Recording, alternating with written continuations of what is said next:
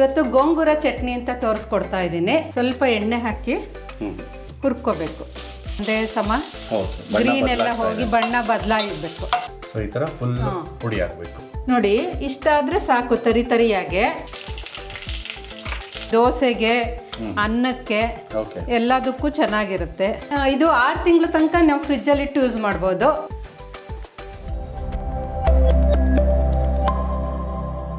ನಮಸ್ಕಾರ ವೀಕ್ಷಕರೇ, ವಿಶಿಷ್ಟ ರುಚಿ ಯೂಟ್ಯೂಬ್ ವಾಹಿನಿಗೆ ತಮ್ಮೆಲ್ಲರಿಗೂ ಪ್ರೀತಿಯ ಸ್ವಾಗತ. ಇವತ್ತು ಅಮ್ಮನ ಕೈ ರುಚಿಯಲ್ಲಿ ನಮ್ಮೊಂದಿಗೆ ಶ್ರೀಮತಿ ಸರಸ್ವತಿ ಮಂಜುನಾಥ್ ಅವರಿದ್ದಾರೆ. ನಮಸ್ಕಾರ ಅಮ್ಮ.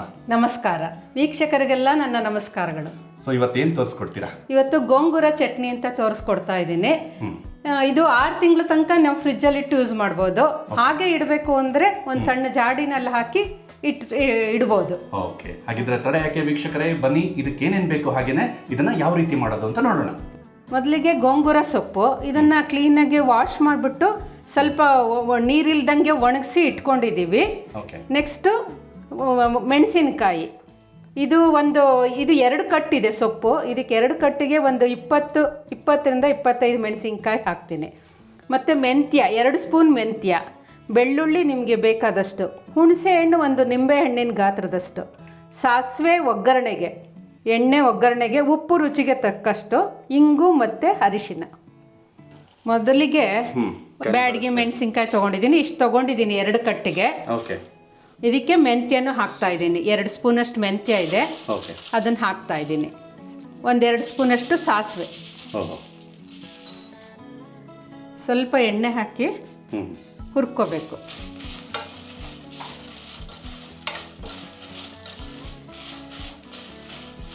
ಮೆಂತ್ಯ ಅಲ್ಲ, ಸ್ವಲ್ಪ ಬಣ್ಣ ಸ್ಮೆಲ್ ಬರೋ ಹಾಗೆ ಹುರ್ಕೋಬೇಕು.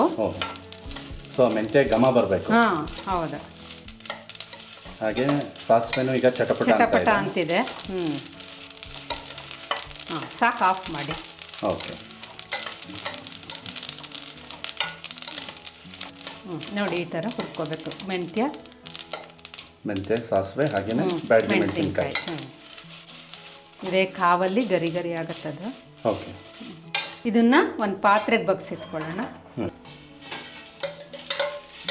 ಹುರಿದಿರೋ ಅಂಥ ಪದಾರ್ಥಗಳನ್ನು ಪಕ್ಕಕ್ಕೆ ಇಟ್ಕೊಂಡು, ಮತ್ತೆ ಅದೇ ಬಾಣಲೆಯಲ್ಲಿ ಸ್ವಲ್ಪ ಎಣ್ಣೆ ಹಾಕಿ 1-2 ಸ್ಪೂನು ಸೊಪ್ಪನ್ನ ಬಾಡಿಸ್ಕೋಬೇಕು. ಈ ಸೊಪ್ಪನ್ನ ಆಲ್ರೆಡಿ ಒಂದ್ಸರಿ ಚೆನ್ನಾಗಿ ತೊಳೆದ್ಬಿಟ್ಟು ನೀವು ಒಣಗಿಸ್ಕೊಂಡಿದ್ದೀರಿ ಅಂತ? ಹೌದು, ನೀರಿಲ್ದಂಗೆ ಡ್ರೈ ಮಾಡ್ಕೊಂಡಿದ್ದೀವಿ. ಇದನ್ನು ಹೀಗೆ ಬಾಡಿಸ್ಕೊಳ್ಳೋದು. ಸ್ವಲ್ಪ ಅದೆಲ್ಲ ನೀರಿನ ಅಂಶ ಎಲ್ಲ ಹೋಗ್ಬೇಕು ಅದರಲ್ಲಿರೋದು. ಸೊಪ್ಪಲ್ಲಿರುವಂತಹ ಹಸಿ ಅಂಶ ಹೋದ್ರೆ ಅದನ್ನ ತುಂಬಾ ದಿವಸ ಎತ್ತಿಟ್ಕೊಂಡು ತಿನ್ಬೋದು, ಲಾಂಗ್ ಟೈಮ್ ಇರುತ್ತೆ ಅಂತ. ಸೊ ಎಷ್ಟು ಬಾಡಿಸ್ಕೊಳ್ಳೋದು ಅಂತ ಹೇಗೆ ಗೊತ್ತಾಗುತ್ತೆ. ಇದೆಲ್ಲ ಒಂದೇ ಕಲರ್ ಬರುತ್ತೆ. ಇದು ಈ ಥರ ಬಾಡ್ದಂಗೆ. ಸೊ ಇದನ್ನ ಲೋ ಫ್ಲೇಮ್ನಲ್ಲೇ ಬಾಡಿಸ್ಕೊಳ್ತಾ ಇದ್ದೀರಾ ಅಲ್ವಾ? ಹೌದು, ಈ ಥರ ಎಲ್ಲ ಒಂದೇ ಸಮ ಗ್ರೀನ್ ಎಲ್ಲ ಹೋಗಿ ಬಣ್ಣ ಬದಲಾಗಬೇಕು. ಸೊಪ್ಪನ್ನ ಸೋಸ್ಕೊಳ್ಳೋವಾಗ ನೀವು ಕಡ್ಡಿ ಆ ಥರದ್ದೆಲ್ಲ ತೆಗೆದು ಹಾಕಿ, ಅದು ಎಳೆದು ಎಷ್ಟು ಬರುತ್ತೋ ಅಲ್ಲಿ ತನಕ ಕಡ್ಡಿ ಹಾಕೋಬಹುದು. ಎಳೆದಾಗಿದ್ರೆ ನಿಮಗೆ ಅದರಲ್ಲೂ ಚೆನ್ನಾಗಿರುತ್ತೆ. ಇದರಲ್ಲಿ ಐರನ್ ಅಂಶ ಜಾಸ್ತಿ ಇದೆ ಈ ಸೊಪ್ಪಲ್ಲಿ, ತುಂಬಾ ಒಳ್ಳೇದು. ಸೊ ಪೂರ್ತಿ ಎಳೆ ಸೊಪ್ಪು ಸಿಕ್ಕರೆ ನಾವು ಕಡ್ಡಿ ಅಂಶನೂ ಹಾಕೋಬಹುದು. ರುಬ್ತೀವಲ್ಲ, ಹೇಗುವೆ ಪೇಸ್ಟ್ ಆಗುತ್ತೆ. ಅದು ಇಷ್ಟು ಸಾಕು. ಓಕೆ. ಇದನ್ನ ಬಗ್ಸಿಟ್ಕೊಂಡು ಮಿಕ್ಕಿದ ಸೊಪ್ಪನ್ನು ಹುರಿತೇನೆ. 1-2 ನಿಮಿಷ ಬಾಡಿಸ್ಕೊಂಡ್ಬಿಟ್ರೆ ಬಣ್ಣ ಬದಲಾಗುತ್ತೆ. ಹೌದು. ಈಗ ಒಂದು ಸ್ವಲ್ಪ ಎಣ್ಣೆ ಹಾಕ್ಬಿಟ್ಟು ಬೆಳ್ಳುಳ್ಳಿ ಇತ್ತಲ್ಲ ಅದನ್ನ ಸ್ವಲ್ಪ ಬಾಡಿಸ್ಕೊಳ್ಳೋದು.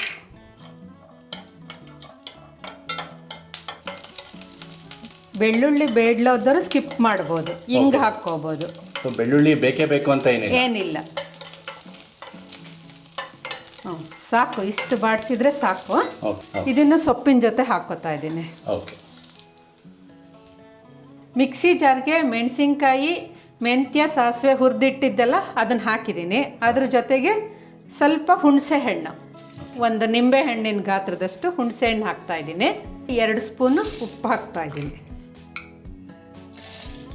ಅರಿಶಿನ ಅರ್ಧ ಸ್ಪೂನು.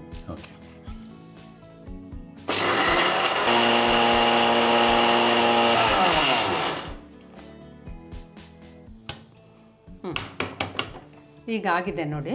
ಸೊ ಈ ಥರ ಫುಲ್ ಪುಡಿ ಆಗಬೇಕು. ಇದಕ್ಕೆ ಈಗ ಸೊಪ್ಪು ಹಾಕ್ಬಿಟ್ಟು ಮಿಕ್ಸಿಗೆ ಹಾಕೋದು ಇನ್ನೊಂದು ರೌಂಡ್. ಸೊಪ್ಪು ಬೆಳ್ಳುಳ್ಳಿ ಹುರ್ಕೊಂಡಿರ್ತೀವಲ್ಲ ಅದನ್ನು ಇದಕ್ಕೆ ಹಾಕಿ ಒಂದೆರಡು ಸುತ್ತು ಬೇಗ ಆಗೋಗುತ್ತೆ. ಇದು ಜಾಸ್ತಿ ಪೇಸ್ಟ್ ಮಾಡಬಾರ್ದು, ಓಕೆ, ಸ್ವಲ್ಪ ತರಿ ತರಿಯಾಗಿದ್ದರೆ ಚೆನ್ನಾಗಿರುತ್ತೆ.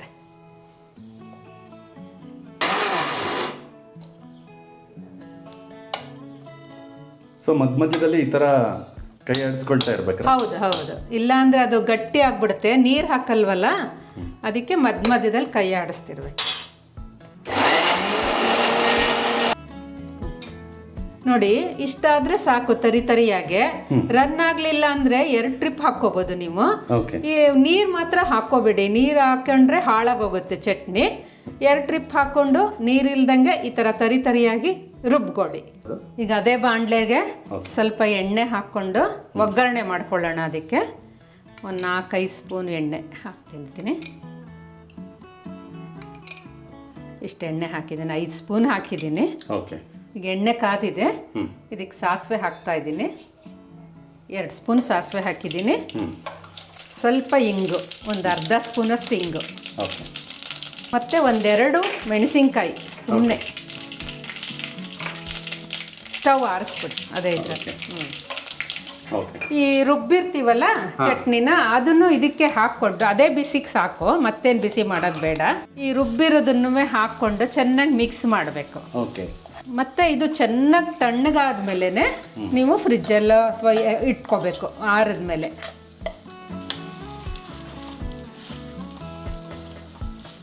ಸೊ ಈ ಗೋಂಗೂರ ಸೊಪ್ಪು ತುಂಬಾ ಲೋಳೆ ಲೋಳೆಯಾಗೇ ಇರುತ್ತೆ, ಸ್ವಲ್ಪ ಅದು ಇರುತ್ತೆ ಹಾಗೇನೆ. ಹಾಗಾಗಿ ಗ್ರೈಂಡ್ ಮಾಡ್ಕೊಳ್ಳೋವಾಗ್ಲೂ ಸ್ವಲ್ಪ ಹಿಡ್ಕೊಂಡಂಗೆ ಆಗುತ್ತೆ. ಹಾಗಂತ ನೀರೆಲ್ಲ ಯೂಸ್ ಮಾಡಬಾರ್ದು. ದೋಸೆಗೆ, ಅನ್ನಕ್ಕೆ, ಎಲ್ಲದಕ್ಕೂ ಚೆನ್ನಾಗಿರುತ್ತೆ. ಇದನ್ನೊಂದು ಬೌಲ್ಗೆ ಹಾಕೋಣವಾ?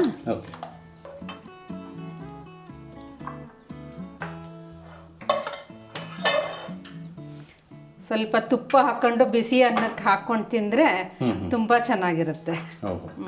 ಗೋಂಗೂರ ಸೊಪ್ಪಿನ ಚಟ್ನಿ ರೆಡಿಯಾಗಿದೆ. ತಿಂದು ಟೇಸ್ಟ್ ಮಾಡಿ ಹೇಳಿ. ತುಂಬ ಧನ್ಯವಾದಗಳು. Thank you.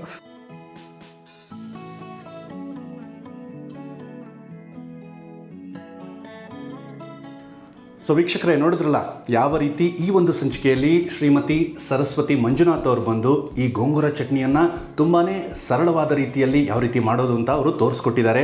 ಈ ಗೋಂಗೂರ ಚಟ್ನಿ ಚಪಾತಿ, ರೊಟ್ಟಿ ಎಲ್ಲದರ ಜೊತೆಗೂ ತುಂಬಾ ಚೆನ್ನಾಗಿ ರುಚಿಸುತ್ತೆ.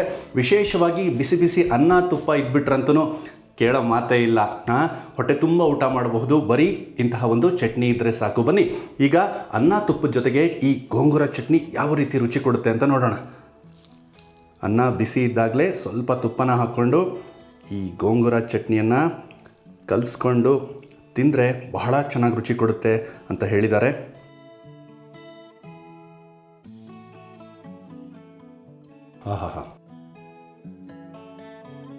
ಬಹಳ ಪರ್ಫೆಕ್ಟ್ ಕಾಂಬಿನೇಷನ್ ಅಂತ ನನಗನ್ಸುತ್ತೆ ಅನ್ನಕ್ಕಿದು.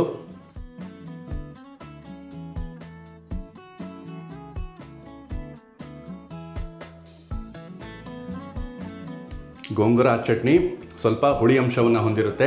ಅದು ಬ್ಯಾಡಗಿ ಮೆಣಸು ಹಾಗೆಯೇ ಇತರ ಎಲ್ಲ ಪದಾರ್ಥಗಳ ಜೊತೆಗೆ ಸೇರಿಬಿಟ್ಟು ಇಲ್ಲಿ ಅತ್ಯದ್ಭುತವಾದಂತಹ ಒಂದು ರುಚಿಯನ್ನು ಕೊಡ್ತಾ ಇದೆ. ಬರೀ ಇಂತಹ ಒಂದು ಚಟ್ನಿ, ಗೋಂಗೂರ ಚಟ್ನಿ ಇದ್ಬಿಟ್ರೆ ಸಾಕು.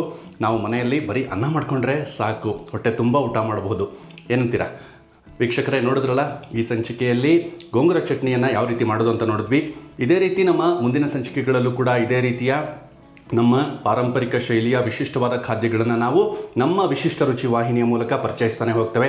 ದಯವಿಟ್ಟು ನಮ್ಮ ವಿಶಿಷ್ಟ ರುಚಿ ವಾಹಿನಿಯನ್ನು ಸಬ್ಸ್ಕ್ರೈಬ್ ಮಾಡಿಕೊಂಡು ನಮ್ಮ ವಿಡಿಯೋಗಳನ್ನು ನಿರಂತರವಾಗಿ ನೋಡ್ತಾ ನಮ್ಮನ್ನು ಬೆಂಬಲಿಸಿ ಅಂತ ಹೇಳ್ತಾ ಈ ಸಂಚಿಕೆನ ಇಲ್ಲಿಗೆ ಮುಗಿಸ್ತಾ ಇದ್ದೀನಿ. ಧನ್ಯವಾದಗಳು.